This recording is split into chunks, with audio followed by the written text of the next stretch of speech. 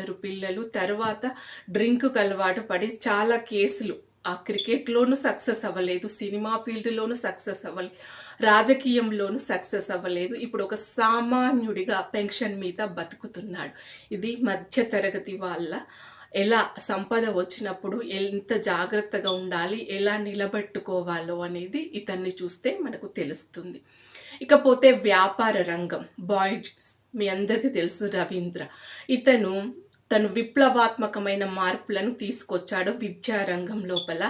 తను కేరళలో జన్మించాడు. తల్లిదండ్రులు ఇద్దరు టీచర్స్. సో ఆటోమేటిక్గా ఇంట్లో ఎప్పుడూ కూడా విద్యా బోధన ఉండేది. తినకి సరస్వతి మాత అనుగ్రహం ఉండడం వలన ఆటోమేటిక్గా మంచి మార్కులు వచ్చాయి. మ్యాథ్స్ అండ్ తర్వాత క్రీడారంగం అన్న తనకి ఇంట్రెస్ట్. ఎంపీసీ తీసుకొని ఇంజనీరింగ్ అయిపోయి సాఫ్ట్వేర్ జాబ్లో సెటిల్ అయిపోయాడు. అనుకోకుండా ఇండియాకు వచ్చినప్పుడు ఫ్రెండ్స్కి